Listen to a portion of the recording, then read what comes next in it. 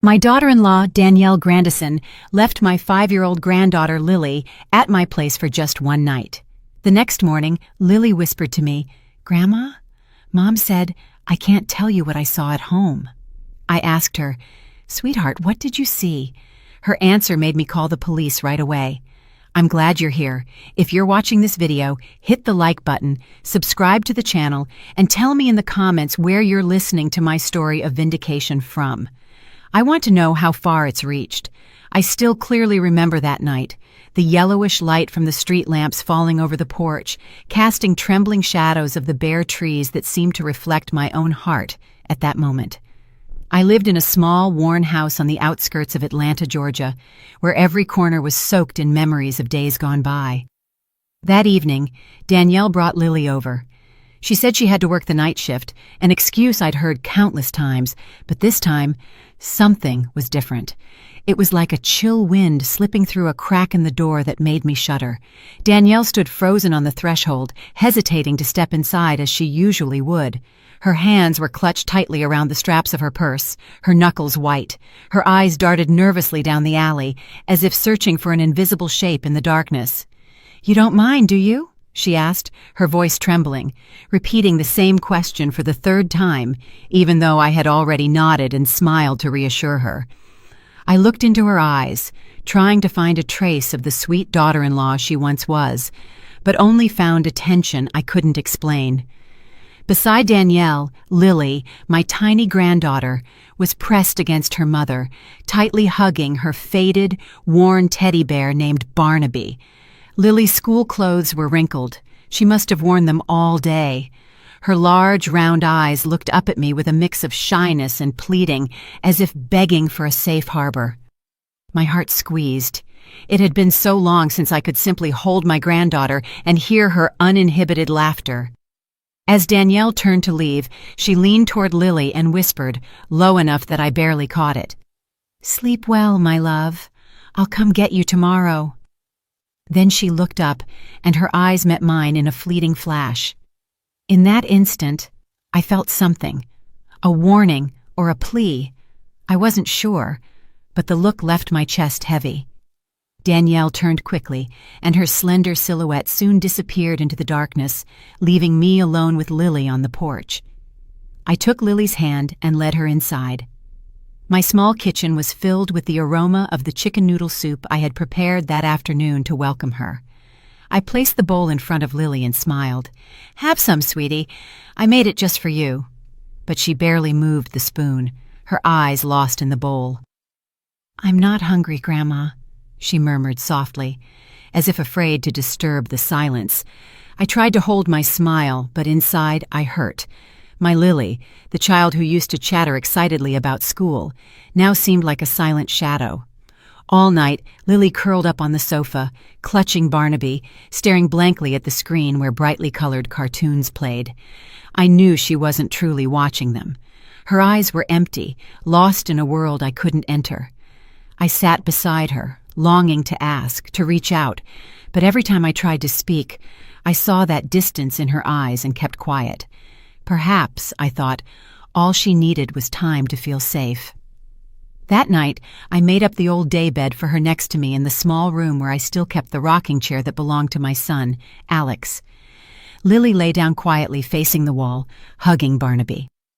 In the silence, I could clearly hear her heavy sighs, like those of an adult tired of life. Those sighs reminded me of my own sleepless nights after Alex's passing, when I only heard the painful beat of my heart.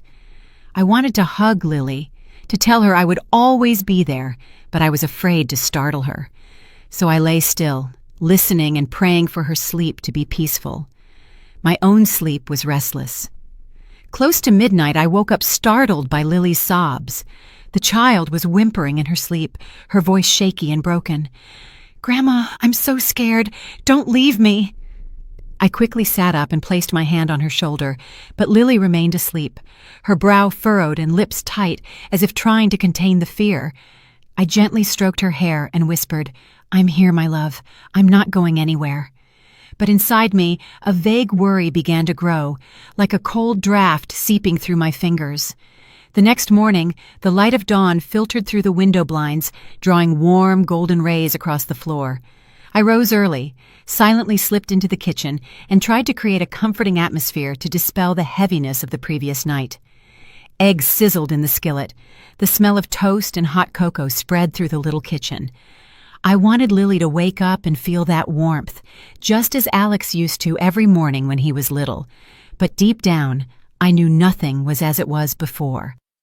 Lily came out of the room with tangled hair and red, swollen eyes, as if she had cried hard. She was still clutching Barnaby tightly, as if he was the only thing holding her up. I tried to smile, my voice soft. "Sweetheart, did you sleep well last night?" Lily lowered her head, her lips pressed together, not answering immediately. I kept flipping the eggs in the pan, trying to keep my voice light.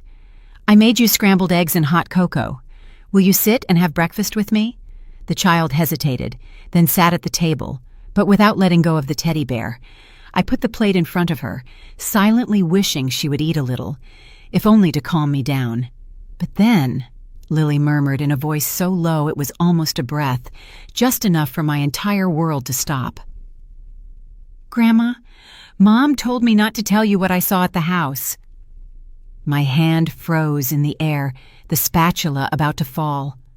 I turned slowly, put the spatula down on the counter, and tried to keep my voice from trembling. "Sweetheart, don't be afraid. What was it that you saw?" I knelt in front of Lily, looking into her clear eyes, now filling with tears. She pressed her lips together, fighting between fear and the need to speak. And then, with a trembling voice, every word tore at my heart. "There's a little girl locked in the basement at home, Grandma. She won't stop crying. She says her hands hurt a lot." Clang! The metal spoon dropped from my hand onto the tile floor. The dry sound echoed in the silence. The glass of milk on the table wobbled and spilled a thin white stream. I was paralyzed, unable to believe what I had just heard. Lily's terrified eyes looked at me as if asking for help, as if she had just released a secret too big to carry any longer. I wanted to say something, to ask for more, but my throat tightened as if someone were squeezing it hard. Lily burst into tears and threw herself into my arms, burying her face in my shoulder. Her small body shook uncontrollably, like a tiny bird caught in a storm. I hugged her tight, feeling every one of her shaky breaths. But in my mind, 1,000 questions screamed. A little girl locked up at Danielle's house? How could that be possible? I wanted to believe Lily had just imagined it, that it was a child's nightmare, but her eyes, the sheer terror on her face, told me this was not a childish story. I gently stroked her tangled hair, trying to calm her, but my mind had already traveled back to the days when the memory of my little family was still intact, as bright as the Atlanta sunshine. Years ago, this house wasn't so silent. It was full of laughter, voices, and those familiar aromas that came from the kitchen. I perfectly remember those weekend afternoons. That's when my son Alex, a tall, strong civil engineer, would walk in with a smile as bright as the sun, always transmitting a warm energy as if he could dispel any shadow. "Mom, I had the whole team laughing their heads off at the construction site today." He would begin his stories while kicking off his dusty work boots and lifting Lily onto his shoulders. Lily, so small then, barely learning to walk, would laugh heartily when her father tossed her in the air, moving her little hands as if she wanted to touch the sky. Danielle, my daughter-in-law, was a sweet young woman back then, with a smile that shone like a sunflower. She and I used to spend hours in the kitchen together, preparing our favorite family recipes. She would ask, "Mom, do you think Alex will like this dish?" Her eyes sparkling with joy. I would smile and tease, "If Alex doesn't enjoy what we prepare, I'll scold him myself." Those simple, warm moments were like precious jewels in my memory, treasures I thought would last forever. Family dinners were the time I cherished most. Alex would sit at the head of the table, telling funny anecdotes from the job, from someone dropping a bucket of concrete to the times the whole crew sang along during break. Little Lily, seated on his lap, listened intently with her enormous eyes, sometimes interrupting with innocent questions. "Daddy, is that truck as big as our house?" I would just sit there, watching my little family, my heart filled with peace. There were moments when I would tell myself I was a fortunate woman with a complete family, even though life was never simple. But everything was shattered on a rainy night marked by fate. I still remember that early morning when the phone rang insistently, tearing through my sleep. The voice on the other end trembled as it gave me the news. Alex had been in an accident. His car lost control on a slick, dark road and plunged into a ravine. I froze, clutching the receiver, feeling the whole world crumble beneath my feet. "No, it can't be," I murmured, but the cruel truth would never change.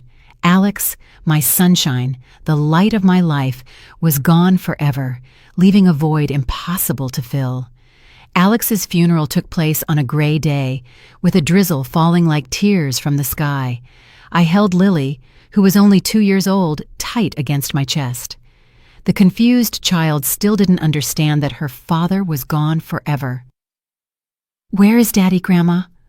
Lily asked, in a voice so clear it made me want to break down sobbing. I hugged her tighter and whispered, "Daddy is in a far-off place, but he's always watching you, my love." Danielle was there, a few steps away from me, but she seemed to belong to another world. Her eyes were vacant, her face pale as a stone statue. I wanted to approach her, to take my daughter-in-law's hand, but something in her look stopped me. A pain too vast, too deep, that I didn't know how to reach. After Alex's death, this house was shrouded in a somber fog. Danielle's smile disappeared. She became quiet, withdrawn. She spent hours locked in her room. Some days I could hear her sobbing behind the closed door, but whenever I knocked to go in, she would reply coldly, "I'm fine, Mom. Don't worry." I wanted to believe Danielle would get over it, that time would heal the wounds, but I was wrong. The pain not only drove her away from me, but it also turned her into someone I no longer recognized. Not long after, Danielle decided to move to an apartment in a different neighborhood. "I need a fresh start, Mom," she told me in a monotone voice, avoiding my eyes. I understood that she didn't just want to leave this house. She also wanted to escape the memories of Alex, the memories that every corner and every object brought back. I didn't blame her, but my heart broke when Lily had to go with her. The child was the only light I had left in my life. And now, I could only see her on the few weekends I was allowed to keep her. The house became vast and cold. I kept Alex's photo on the wall next to a family picture from an outing when Lily was just a baby, laughing heartily on her father's shoulders. Every night, I would sit in front of that photo and whisper to my son, "Alex, what should I do? I miss you so much." But only the wind whistling down the hallway would answer, reminding me that all I had left was solitude.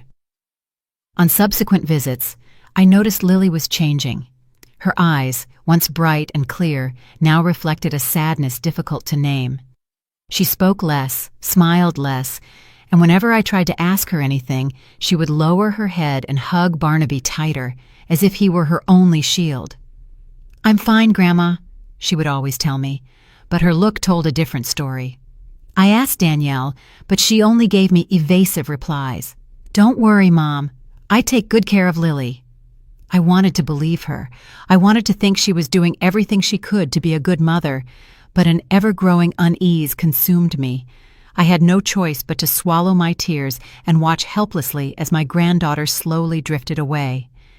And it was then that this veil of secrecy was torn away by a terrifying whisper from my little Lily's mouth.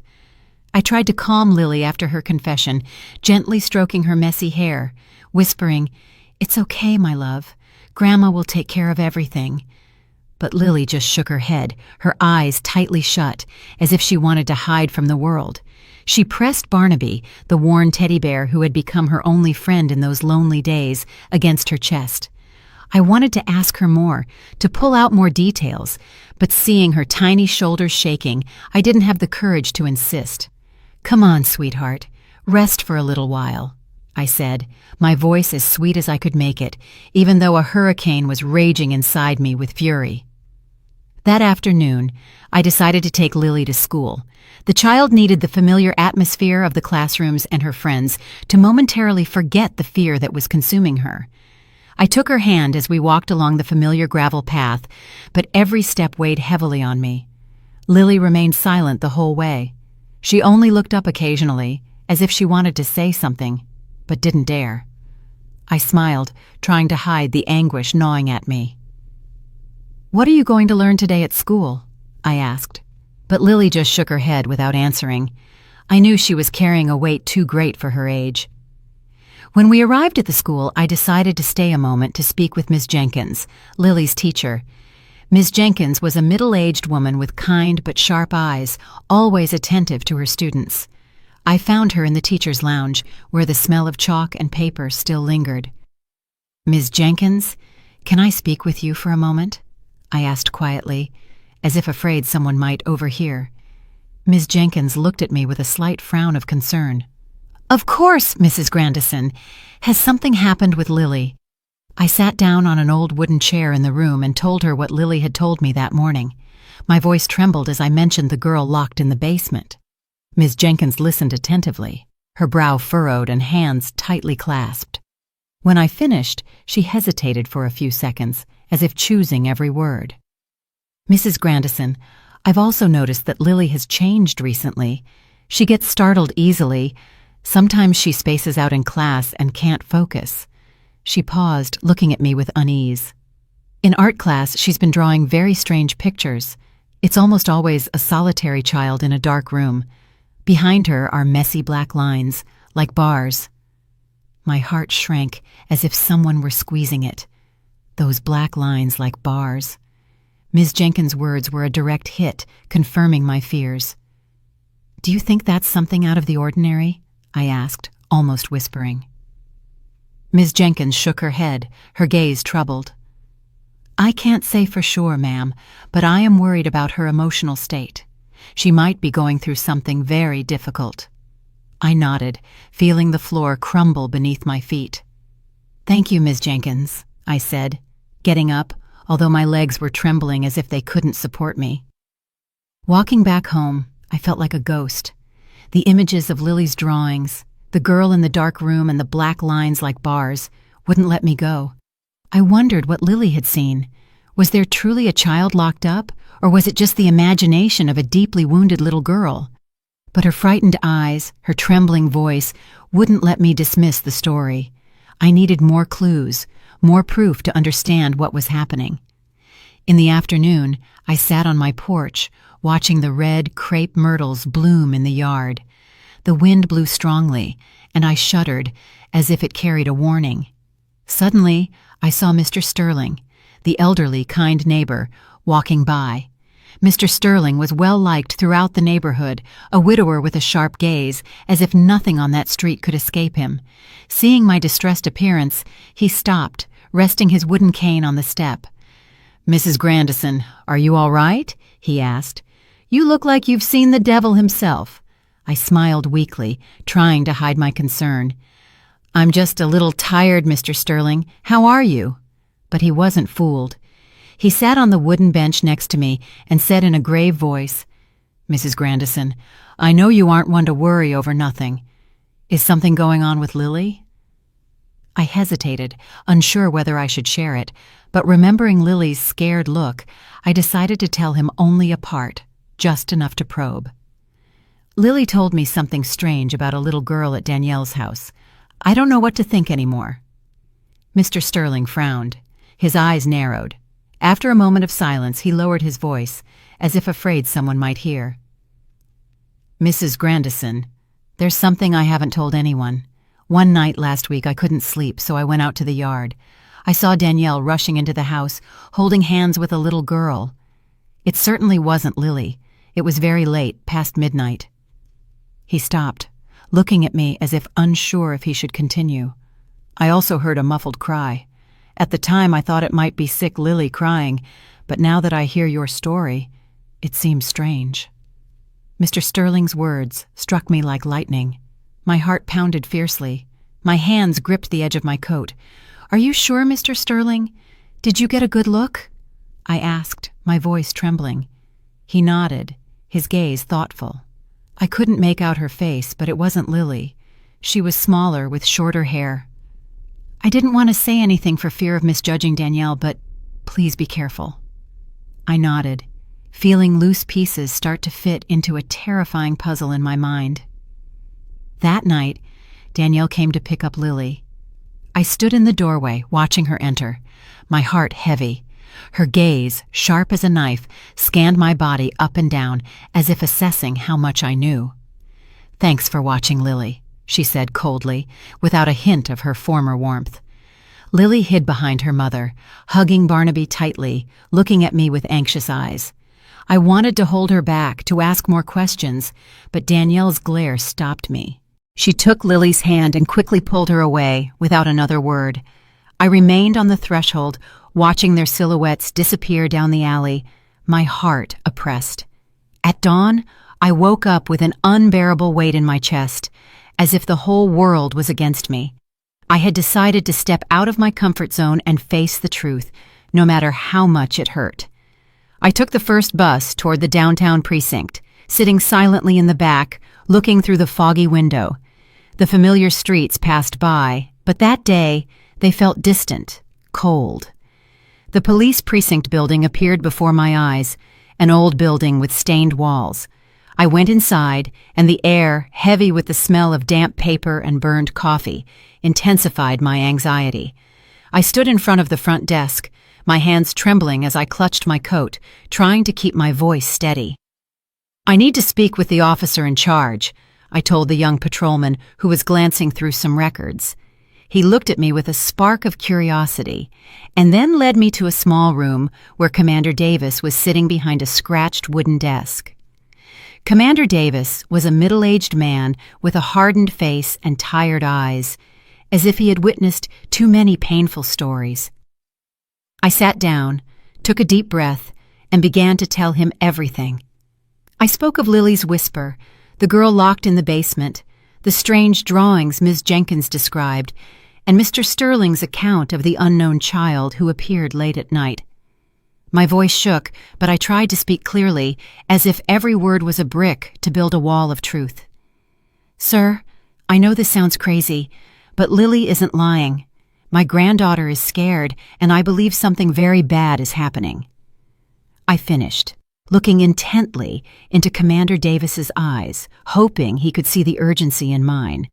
Commander Davis listened, his hand tapping a steady rhythm on the desk, but when I finished, he slowly shook his head. "Mrs. Grandison, I understand your concern," he said in a flat, emotionless voice. "But all we have are the words of a child, a few drawings, and a neighbor's testimony. That's not enough probable cause to request a search warrant for your daughter-in-law's home." His words were like a bucket of cold water in my face. I felt the blood stop running in my veins. I clenched my hands tight to contain the trembling. "But what if there really is a child in danger, sir?" I pleaded, my voice breaking. "If Lily is telling the truth, and we do nothing, what will happen to that girl?" Commander Davis sighed, and a faint flicker of compassion appeared in his eyes. "We will file your report," he replied with the same coldness. "But for now, you have to wait. We need more concrete evidence." I wanted to scream, to say that time waits for no one, that every minute could be a minute of danger for the child Lily spoke of. But I just nodded. I stood up, feeling like my legs could barely hold me. "Thank you, sir," I muttered, although inside I only wanted to scream with powerlessness. As I left the precinct, I felt like the whole world was turning its back on me. The midday sun beat down, but I only felt cold. I walked to the bus stop, my mind blank, repeating over and over, "What do I do now?" I had hoped the police would act immediately, that they would believe Lily's words, but now all I had left was solitude and the fear of not being able to protect either my granddaughter or that nameless child. That afternoon, I went to the market to buy some food, trying to occupy myself with the mundane to stay calm. But as I walked between the familiar stalls, I heard the whispers. "Poor old Mrs. Grandison. She's losing her mind. She must have head troubles." A fish vendor murmured to her colleague, loud enough for me to hear. "Who accuses their own daughter-in-law of kidnapping children?" I stopped, feeling a dagger in my heart. I turned toward her, but she immediately lowered her head, pretending to busy herself with the fish on her table. I knew it instantly. Danielle had acted faster than I thought. She had already spread the word throughout the neighborhood, saying I was delusional from missing Lily so much that I had invented a story to get my granddaughter back. I returned home with a heart as heavy as a stone. I sat on the porch, watching the crepe myrtle blossoms fall, trying to find some calm. But the tragedy reached its peak that very night. When the sun set, I heard a car stop in front of the gate. Danielle came to fetch Lily, but this time she didn't come into the house as usual. She stood in the yard, hugging Lily tightly, crying hysterically in front of her brother Ethan. "She's slandering me, Ethan," Danielle shouted, her voice broken. "She says I kidnap children, that I want to ruin my life. I only want to take care of Lily, and she does this to me." Ethan, a tall, rough man, stepped toward me, pointing his finger and growling, "Ma'am, please leave my family alone. Who do you think you are to dare defame my sister like this?" I stood motionless, my heart gripped as if being strangled. The neighbors began to gather in the street, and all those looks of curiosity, pity, and distrust were fixed on me. "Poor Mrs. Grandison must miss her granddaughter too much. That's why she invents things," someone murmured. "Poor thing, she's getting old," another agreed. I wanted to scream. I wanted to say I wasn't crazy, that Lily had seen something awful, but the words were stuck in my throat. I just stood there, motionless, feeling the whole world turning against me. From the car, Lily turned to look at me through the window. Her eyes were filled with sadness and despair, as if saying, "Grandma, save me." I wanted to run to her, hug her, not let her go, but my legs were nailed to the ground. Danielle started the engine, and the car drove away, leaving my granddaughter behind and me alone, exposed under the neighborhood's gaze. I heard the murmurs behind my back from people who were once close neighbors, and now looked at me like a deranged old woman. I might be alone, but deep down, I knew I couldn't give up. Stumbling, I entered the house after that bitter confrontation in front of the neighbors. My steps were heavy, chained by the looks of suspicion and the whispering. I thought I had grown used to the pain of loss, but now I felt like a dry leaf swept away by the wind, without the strength to resist the storm. I collapsed onto the old armchair in the living room, my gaze fixed on Alex's portrait on the wall. My son's smile was still as warm as ever, but it only tore me up more inside. "Alex, what should I do?" I whispered, my voice broken in the stillness of the room. No one answered, only the whistling wind on the porch and the news on the television that I couldn't hear. The only thing I heard was my heart screaming in silence. I stayed there with my hands covering my face, feeling that the entire world had turned its back on me. The image of Lily looking out at me through the car window with that infinite sadness was like a knife piercing my soul. Danielle had successfully made me the neighborhood lunatic. Her rumors that I was hallucinating from missing my granddaughter too much were like needles digging into my pride. I had pinned all my hopes on the visit to the precinct, but I only received Commander Davis's cold refusal. No sufficient evidence, he told me. How could I wait when Lily was terrified, when perhaps another unknown girl was in danger? I couldn't sleep that night. I stayed in bed with my eyes open, staring at the ceiling, listening to the clock ticking away every second of my helplessness. Every time I closed my eyes, I saw Lily's look or heard her dreadful whisper again, "There's a little girl locked in the basement." I turned, hugging the pillow where Lily had slept the night before, as if it still held her scent, as if it could give me strength to continue. But all I felt was a cold emptiness in my chest. I asked myself, "Clara, are you doing the right thing? Or are you truly just a delusional old woman, as they say? The next morning, I still tried to go to the market as usual, hoping the bustle would help distract me. But upon entering, I felt an obvious change.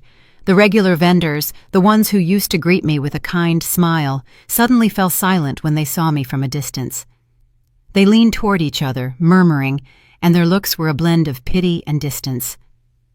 Poor Mrs. Grandison, she misses her granddaughter so much she's lost her mind, I heard a vegetable seller whisper to the woman next to her. I lowered my head, hurried my pace, and pretended not to have heard, but every word struck me like a hammer blow to the chest. I wanted to scream, to tell them I wasn't crazy, that Lily had seen something terrible, but I knew doing so would only make everyone believe Danielle's story even more. On my way back home, I ran into Brenda, my closest friend in the neighborhood. She stood at the gate with a wicker basket in her hands, and her face filled with worry when she saw me. Unlike the others, Brenda didn't avoid me. She came closer, led me to a corner by the fence, and squeezed my hands tightly. "Clara, I know you," she said, in a low but firm voice. "I don't believe you would invent this. I saw Lily's eyes last night when Danielle took her away. The child was scared. Clara, if you give up now, that regret will stay with you for the rest of your life." Her words ran down my spine like lightning. They didn't dispel my despair, but they ignited a tiny spark of hope. I took her hand, tears close to falling. "Brenda, thank you," I whispered. "But I don't know what to do anymore. No one believes me." Brenda squeezed harder, with a determination in her eyes that I hadn't seen in myself for a long time. "You have to keep going, Clara, for Lily and for yourself. Don't let the gossip make you retreat." I nodded, though my heart was still heavy. Brenda was right. I couldn't give up. But what could I do when I felt like the whole world was against me? That afternoon, I started trimming the crepe myrtles in the yard, seeking a little calm in the routine. The red petals fell to the ground like small drops of blood, increasing my unease. Suddenly, I heard hurried footsteps. Mr. Sterling, the elderly neighbor, appeared at the fence with a package of coffee in his hand and a mysterious look on his face. "Mrs. Grandison, you have to see this," he said, lowering his voice as if afraid someone might hear him. I stopped what I was doing, my heart sinking. "What's wrong, Mr. Sterling?" I asked, approaching him. He led me inside, firmly closed the door, and took an old cell phone out of his pocket. "I asked my nephew at the corner store to check the security cameras from last week," he explained, his voice trembling with emotion. "Look, Clara, I think you need to see this." The screen lit up, showing blurry, grainy images. I held my breath and watched the video. It was Danielle, my daughter-in-law, the woman who was once part of my family, leading an unknown little girl by the hand, rushing her into her house late at midnight. The little girl was wearing worn pajamas, with tangled hair, and a figure smaller than Lily's, walking awkwardly as if she was afraid. I, Clara, a woman of 65 years, felt the floor open up beneath me. Lily's murmur about a girl locked in the basement was no longer the confused story of a child. It was the truth, and this video was the evidence I had prayed for. I looked at Mr. Sterling, my voice catching in my throat.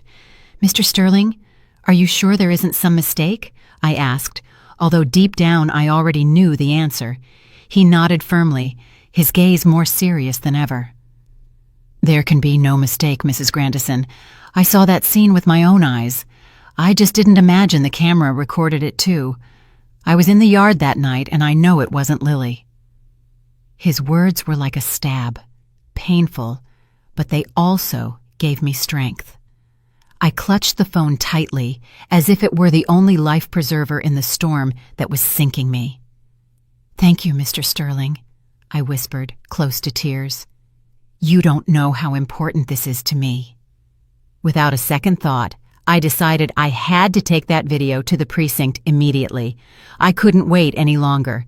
Every minute that passed was a minute in which the girl in the video, and perhaps Lily too, remained in danger. I quickly put on an old coat, covered my head with a scarf, and left Mr. Sterling's house with my heart burning. The gravel path leading to the precinct seemed longer today, every step heavy, but filled with determination. I thought of Lily, her frightened eyes, and Alex, my son, who would surely want me to protect his daughter at all costs. Upon entering the precinct, the air smelled the same, old paper and burned coffee. But this time, I didn't feel afraid. I had proof, and I wouldn't leave until they acted. I immediately asked to speak with Commander Davis. The young patrolman at reception looked at me, perhaps noticed the urgency in my eyes, and quickly led me to the familiar room. Commander Davis was sitting behind the desk, his face stern and his eyes tired. "Mrs. Grandison, back again?"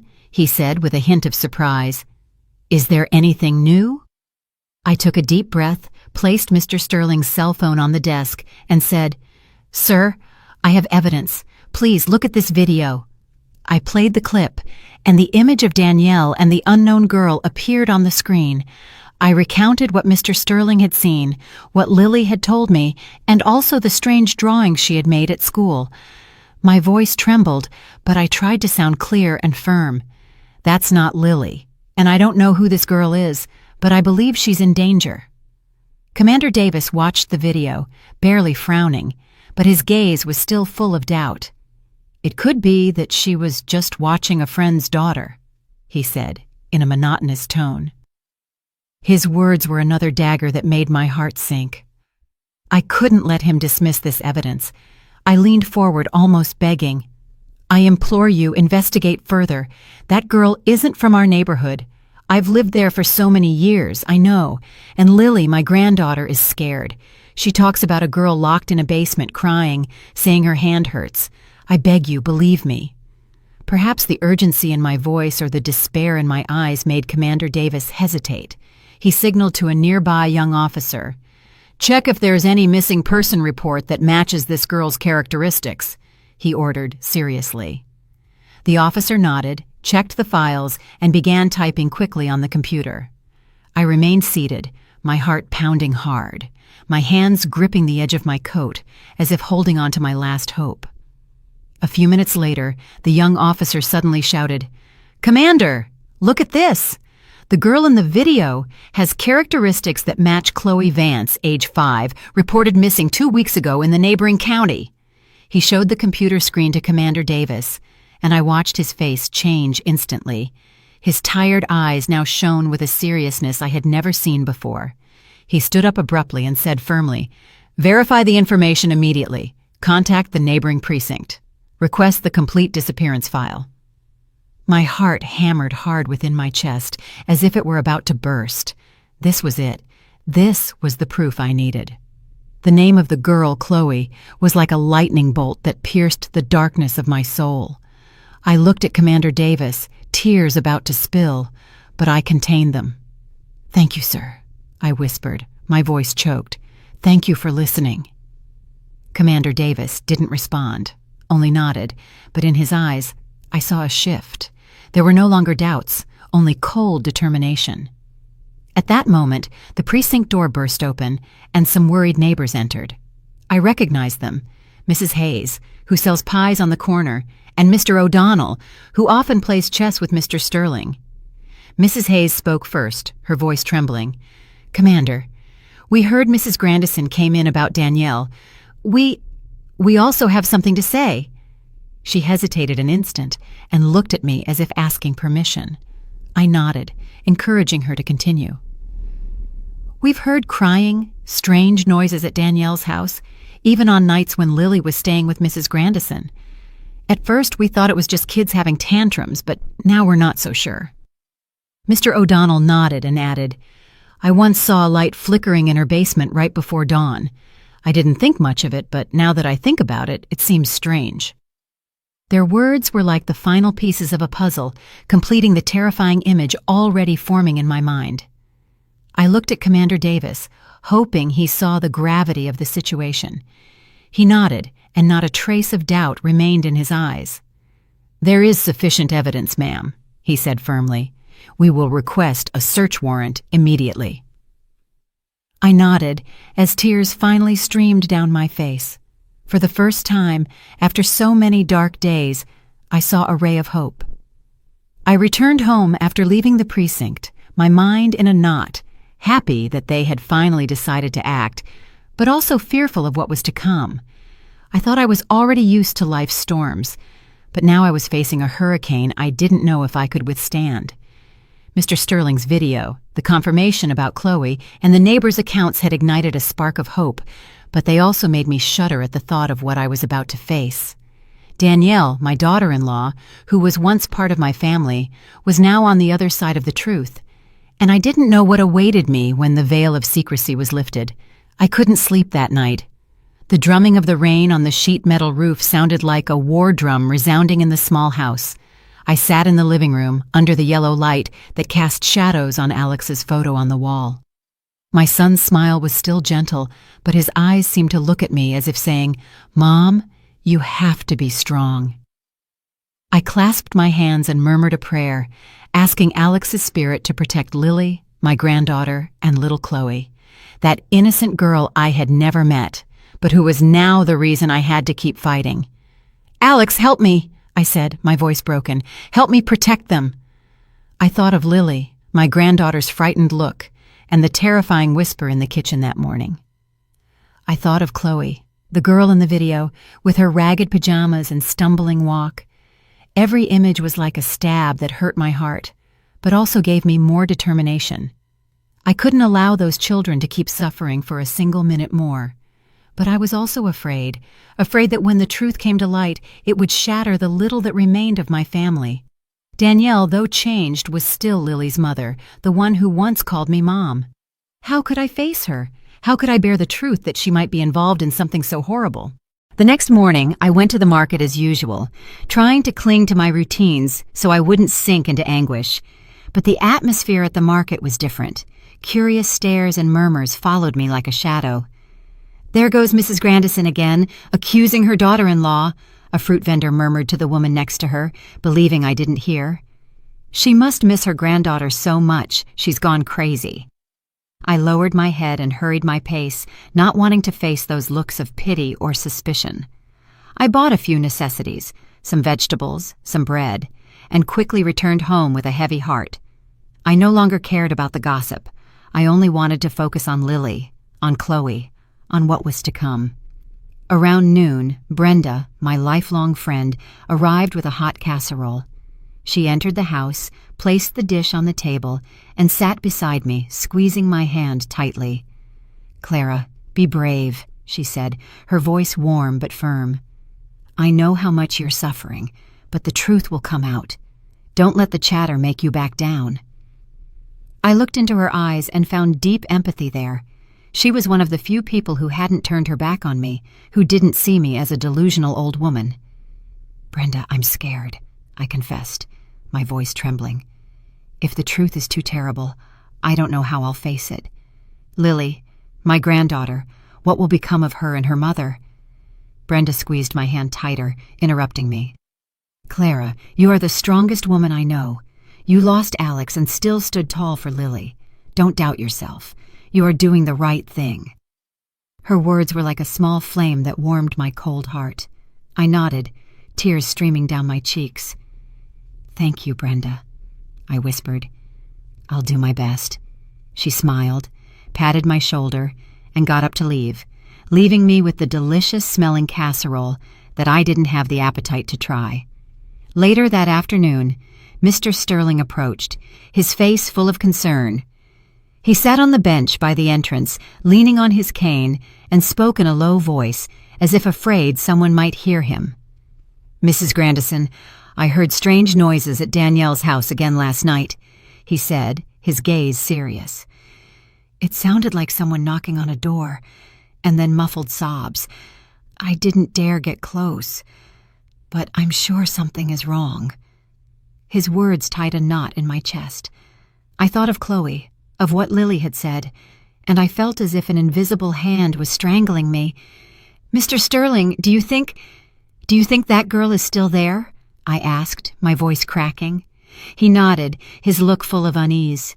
"I don't know, Clara, but I hope the police sort everything out soon." I took his hand, thanking him once more for not turning his back on me. Mr. Sterling's news left me even more uneasy, but it also reinforced my conviction that what Lily was saying was true. I couldn't allow that child, Chloe, to continue suffering.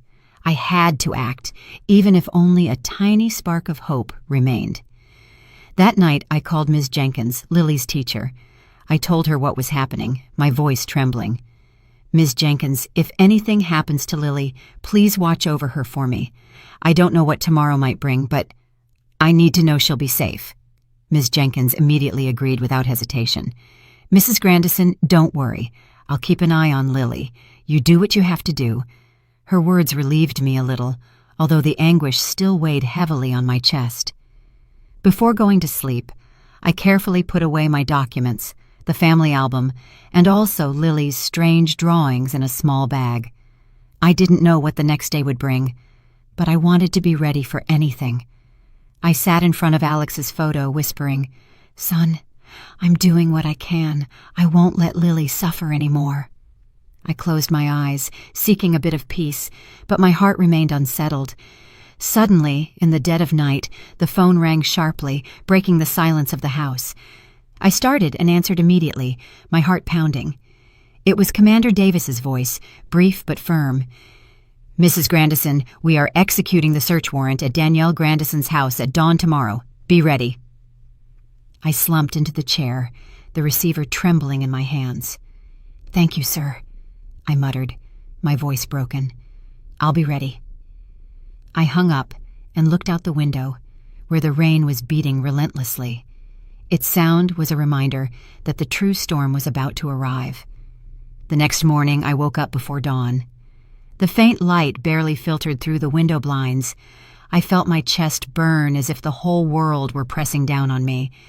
Today was the decisive day, the day when the truth, painful or terrifying, would come to light. I put on a thick coat, wrapped myself in a scarf, and with trembling hands tied my shoes. I looked at Alex's photo on the wall and whispered, "Son, give me strength." The image of Lily, with her frightened eyes, and Chloe in Mr. Sterling's video, kept circling in my head, pushing me to move forward, even though fear paralyzed me. The sharp sound of patrol cars stopping in front of my house snapped me out of my thoughts. Commander Davis got out of the car, his stern face showing no emotion. "Let's go, Mrs. Grandison," he said firmly. I nodded, clutching the bag with the papers and Lily's drawings tightly, as if they were an amulet. I got into the car, remaining silent in the back seat, looking through the foggy window. The drive to Danielle's house seemed shorter than ever, but every second weighed like a century. I thought of Lily, of Chloe, and I wondered, will I have the strength to face the truth? We arrived at Danielle's house when the sky was still gray, with dark clouds floating above, announcing a storm. The cold wind blew in gusts, making the red crepe myrtle petals fall onto the yard like drops of blood. I stood in front of the gate, my heart beating rapidly, feeling my entire body shake. Commander Davis knocked on the door. The sharp knocks echoed in the silence. The door burst open, and Danielle appeared. Her face was pale with surprise, but only for an instant, because immediately her gaze turned to fury. "What are you doing here?" she shouted, her voice icy, as if trying to hide a very deep fear. Commander Davis coldly held up the search warrant in front of her. "We have a legal warrant. I ask you to cooperate," he said firmly, without hesitation. Danielle looked at the paper and then looked at me, with eyes that seemed like knives stabbing directly into my chest. "You did this, didn't you?" She spat the words, pointing her finger at me. "You want to destroy me? You want to take Lily away from me?" I remained silent, my hands clutching the edge of my coat, not responding. I wanted to tell her that all I wanted was to protect Lily, to save little Chloe, but the words were stuck in my throat. I could only look at her, the woman who was once my daughter-in-law, and who now seemed like a stranger. Suddenly, Ethan, Danielle's brother, rushed out of the house, his neck tense, shouting, "This is a private home! You have no right! You're slandering and humiliating my family!" He was a heavy-set man. His voice roared like a cornered animal. Commander Davis didn't bother to answer. He just signaled for his team of officers to enter. I stood motionless in the yard, and through the crack in the door, I caught sight of Lily huddled in a corner of the living room, tightly hugging Barnaby. Her little eyes were red and swollen as if she had cried a lot. I wanted to run to her, to tell her grandma was here, that everything would be all right. But Danielle's cold stare stopped me. The police began to search every room. The sound of their boots hitting the tile floor mingled with the noise of papers being shuffled.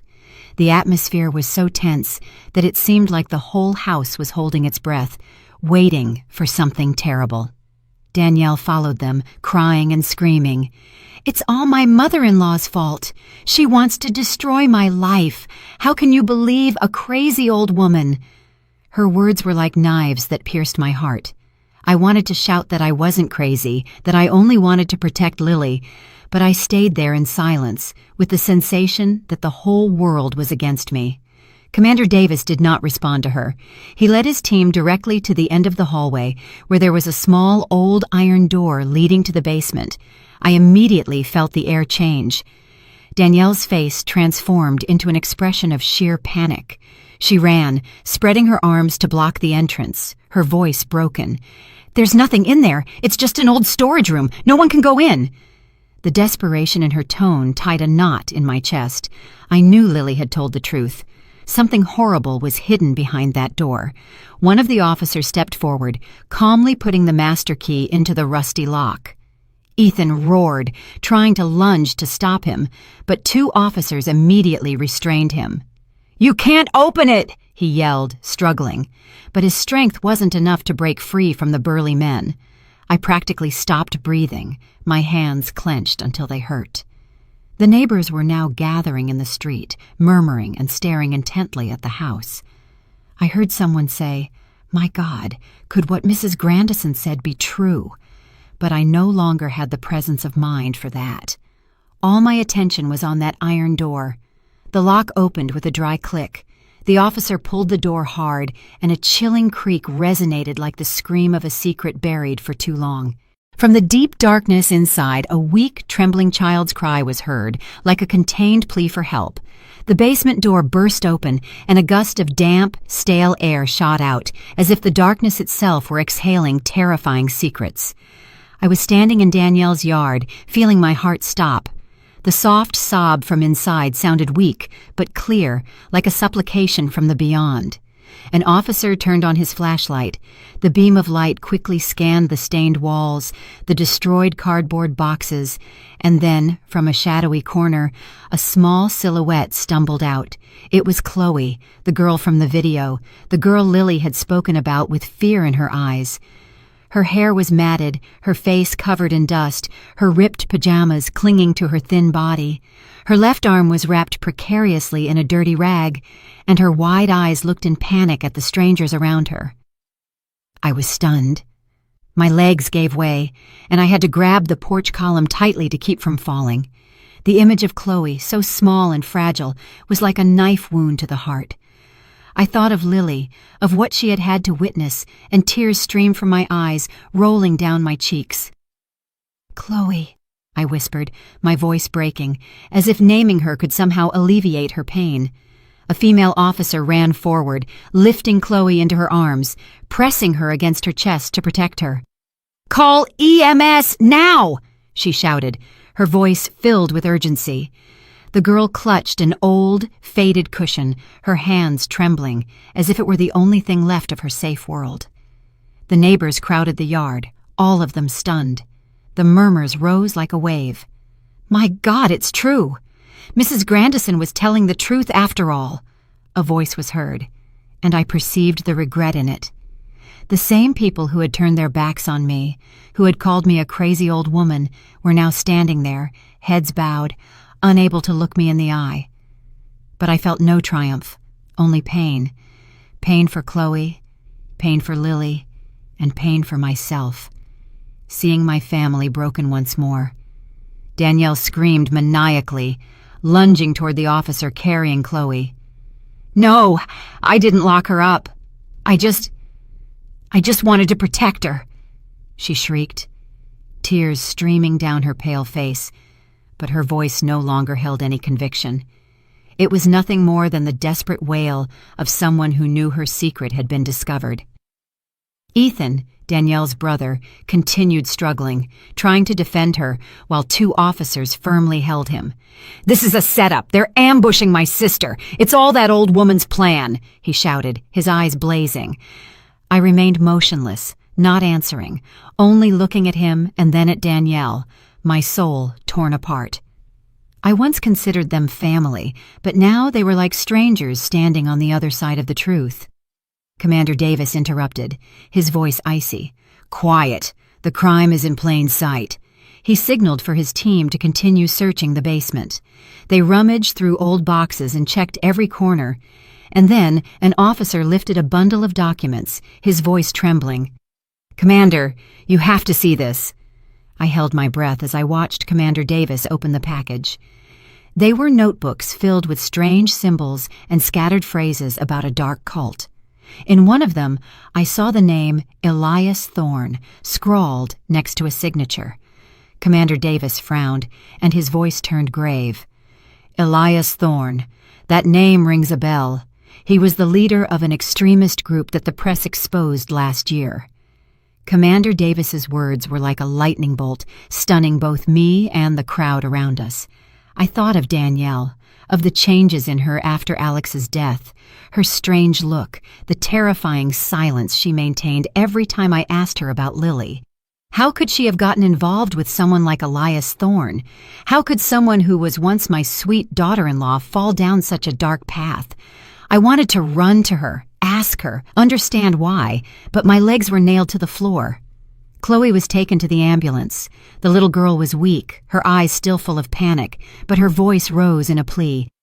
"Mommy, I want to go back to Mommy." Those words broke my heart. I thought of Chloe's mother, who was surely suffering somewhere, waiting for her daughter, and I prayed that they would soon be reunited. I looked over at Lily. I saw her huddled in a corner, her eyes red, watching the ambulance drive away. I wanted to run and hug her, but Commander Davis signaled for me to stay put, as if he knew this moment wasn't over yet. Danielle was handcuffed. 2 officers led her out of the house. As she passed me, she stopped. Her eyes shone with hatred. "You destroyed everything," she hissed through gritted teeth, her voice trembling with rage and pain. I looked her in the eyes, trying to find any trace of the daughter-in-law I once loved, but I only found an unknown coldness. I returned home after a long day at the precinct, my body exhausted, but my heart still shocked. I had crossed the darkest days of my life, but now, with the truth exposed, I felt a ray of hope filtering into my heart. News of the case spread like a hurricane, and our small town suddenly became the center of attention. The press and television arrived, satellite trucks filled the street, and reporters with cameras and microphones constantly asked about the story of Chloe, Lily, and me. But I didn't want to talk much. I only wanted to be by Lily's side, hug her tightly, and know that she was safe. I went to the hospital that afternoon, where Chloe was being cared for. Her parents, the Vance family, had arrived immediately after receiving the police call. I stood in the hallway, looking through the glass, watching them desperately hug the daughter they thought was lost forever, crying with muffled sobs. Mrs. Vance, a thin woman with red eyes, held Chloe, whispering words of love, while Mr. Vance, beside her, wiped his tears, struggling to keep his voice steady as he thanked the doctors. That instant broke my heart, but it also filled me with a strange warmth. I thought of Lily, of the fear she had endured, and I knew all my efforts had not been in vain. The Vances approached me when I stood silently in the hallway. Mrs. Vance squeezed my hand tightly, her voice choked. "Mrs. Grandison, we don't know how to thank you. If it weren't for you and Lily, we might have lost our daughter forever." Mr. Vance nodded, his eyes moist. "You brought the light back into our lives. Chloe is everything to us." I smiled as tears rolled down my cheeks. "I only did what anyone would do," I said, my voice trembling. "The real hero is Lily. My granddaughter had the courage to tell the truth, even though she was very scared." They nodded. squeezing my hand harder, and I felt a deep gratitude in that gesture, like a fire warming my cold heart. Outside the hospital entrance, I saw a group of neighbors waiting, the ones who had previously murmured behind my back, who had called me a crazy old woman, now looked at me with different eyes. Mrs. Hayes, the pie vendor, approached, bowed her head, and said in a trembling voice, "Mrs. Grandison, we were wrong to doubt you. Please forgive us." Mr. O'Donnell, who often played chess with Mr. Sterling, also came closer, his face full of guilt. "You did what none of us dared to do. You truly are a hero." I shook my head and smiled slightly. "I'm not a hero. I'm just a grandmother who wants to protect her granddaughter." But inside, I felt a small relief. The looks of distrust had disappeared, replaced by respect, and I knew that, however late, the truth had triumphed. The entire community began to praise Lily as a small hero. They spoke of her bravery, of how an 8-year-old dared to tell the truth, even though she had to face fear and the doubts of the whole world. I listened to those words, and my heart filled with pride and pain. Lily didn't deserve to go through this. She should have had a carefree childhood, full of laughter and worry-free days, but I knew my Lily was stronger than I imagined, and I would do everything I could to help her overcome these wounds. The police announced the preliminary results of the investigation the next day. Danielle was charged with kidnapping, unlawful detention, and ties to a dangerous cult. The notebooks found in the basement with Elias Thorne's signature opened up a broader investigation into a criminal network that the police had been tracking for some time. Ethan, Danielle's brother, was also investigated for accessory after the fact, although he denied everything. I heard those reports on the evening news, sitting in the living room, hugging the pillow where Lily used to sleep tightly. I thought of Danielle, the young woman who was once my daughter-in-law, who smiled radiantly at family dinners. What had changed her? What led her down this dark path? I had no answers, but I knew the truth, however painful, had come to light. A few days later, my house was filled with laughter again. For the first time after so many gray months, Lily and Chloe were playing together on the porch beneath the crepe myrtles. Chloe was much better. Her smile had returned, though her eyes still held a faint trace of fear. Lily, with Barnaby in her hand, ran around laughing while Chloe tried to catch her. I watched them from the doorway, my heart warm, but also heavy. I knew the path to healing for both of them would be long, but that moment, with their laughter resonating, was a new beginning. The Vance family came to visit that afternoon, bringing a bouquet of fresh flowers and a homemade dessert. Mrs. Vance took my hand, her voice emotional. "Mrs. Grandison, we want you to be Chloe's adopted grandma. You saved her life, and we want her to have another family, a grandma like you." I was stunned. Tears welled up again. I don't know what to say," I whispered, embracing Lily and Chloe. "You are the light, the hope for all of us." Chloe looked at me with a timid smile, and in her eyes, I saw a trust I had never seen before. That night, when Lily snuggled beside me in bed, she asked in a small voice, "Grandma, am I really a hero?" I smiled and kissed her sun-scented hair. "Yes, my love, you are your grandma's bravest hero, because you dared to believe the truth and say it out loud." Lily smiled for the first time after so many days, and I saw the light return to her eyes. She hugged me tightly, whispering, "I love you, Grandma." I held her close, silent tears falling. "I love you too, Lily." Outside, the night breeze gently moved the crepe myrtle, letting petals fall beneath the bright moon. I closed my eyes, feeling a strange peace. I thought of Alex, his smile, and I knew that from heaven my son was smiling too. He must have been proud because his daughter had saved a life, and because the truth had finally conquered the darkness. I hugged Lily tighter and silently whispered in my heart, "Alex, I did it. I kept my promise to you." And in that instant, I knew that even though there were still challenges ahead, the light had returned to our small family. The story you have just heard has been modified in names and places to protect the identities of the people involved. We do not tell this to judge, but with the hope that someone will listen and stop to reflect. How many mothers are suffering in silence inside their own homes? I truly wonder, if you were in my place, what would you do?